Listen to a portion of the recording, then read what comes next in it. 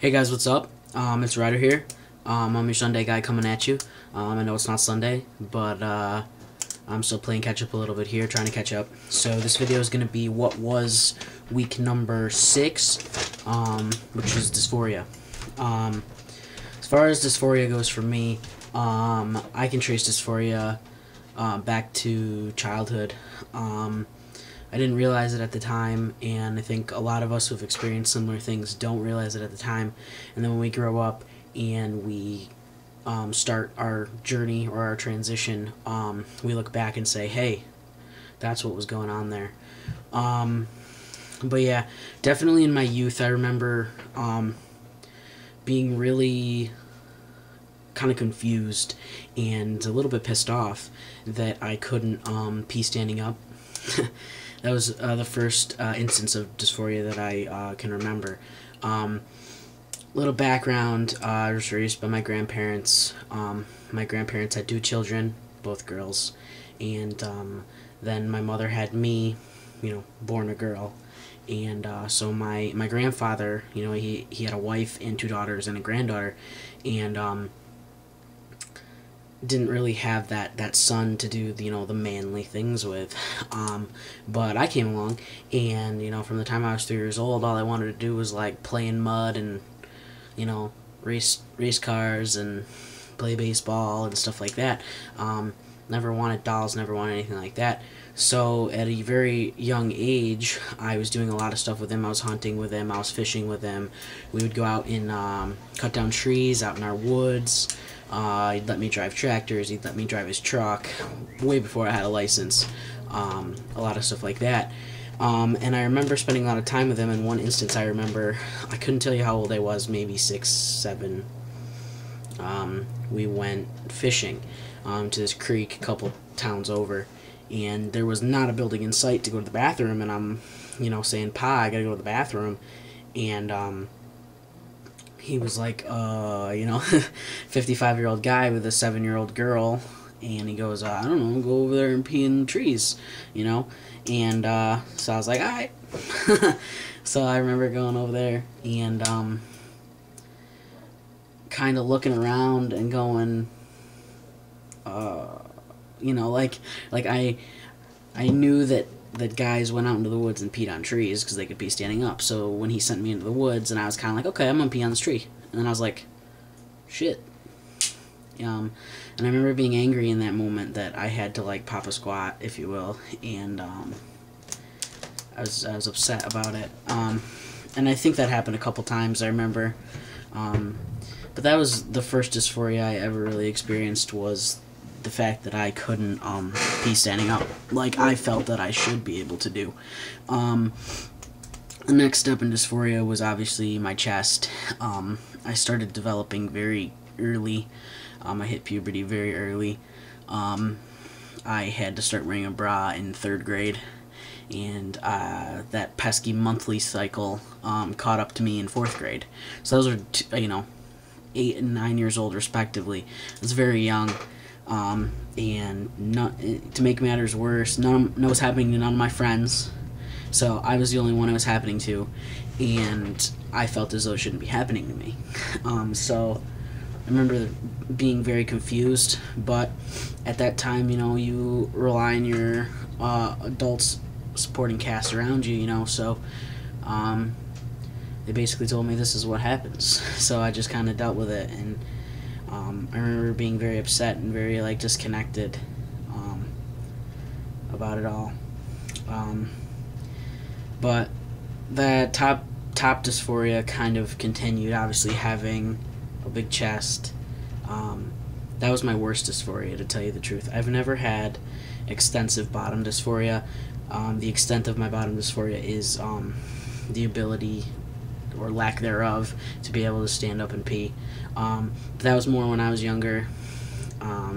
It occasionally bothers me now, but to be perfectly honest with you, I've just kind of said, oh well. I've experimented with STPs, and if I find the right one, I find the right one. If not, that's fine. I know some guys have some really, really bad dysphoria about, basically not having anything, no junk, nothing in their pants kind of a thing. never really happened for me. My biggest dysphoria was my chest. That really bothered me. Even with binding, I felt as though everybody could still tell. I was constantly looking down. I was constantly asking, my closest friends, people close around me, can you tell? How would it feel like this way? How would if I look this way?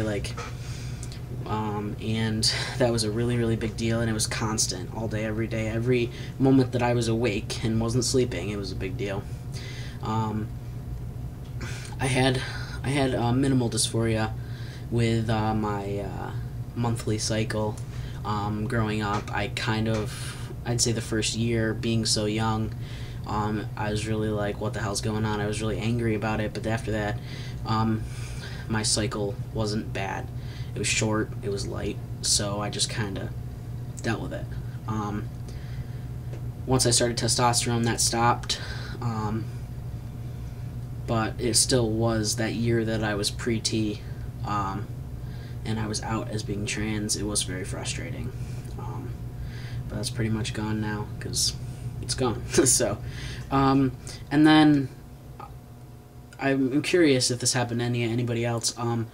I didn't really have, I had a specific instance that happened to me. Something happened to me, and after that happened to me, I found myself being much more dysphoric about something that I really had never been before. What the situation was is that someone close to me, so a member of my family, a male relative, I was talking to him one day, and I was talking to him about a girl that I liked. This was a while ago, and I was like, I want to be, the man for her, kind of a thing. And he looked at me and he said, well, if I was you, I wouldn't worry about being the right man for her, because you'll never actually be a real man. And this was coming from someone who I, really cared about, a member of my family. I held him in really high esteem, and he had been very supporting and cool with it up until then. And then for him to look at me and say that to me, and then from that instant on, I was having extreme dysphoria, still do occasionally, and about being a real man. I know that's such a crap way to say it, but that's what he said to me. So, I'll have my days. They're fewer and far between now, but I still have my days where I'm kind of like, I don't know, you just kind of beat yourself up about it. You're saying, you sit there and you're like, excuse me, no matter how much I do, no matter how many surgeries I have, no matter how much hormones I take, no matter this, no matter that, I'll still be this. So you can get really down on yourself sometimes. I typically tend not to get sad. I typically tend to piss myself off, and then I'm just a miserable jerk for the rest of the day. But I thought that was interesting, that thought had never crossed my mind ever before that was said to me. Never once did I sit there and say, well, you're going to transition, but you still won't be a real man. Never did I think that, because in here and in my heart, I knew that I am a real man. I'm a guy through and through, and I just kind of, got dealt a shitty hand, and, ended up in this body, and I just got to do what I got to do, but never did I think I wasn't a real man. So, I thought that was interesting that a specific event led to,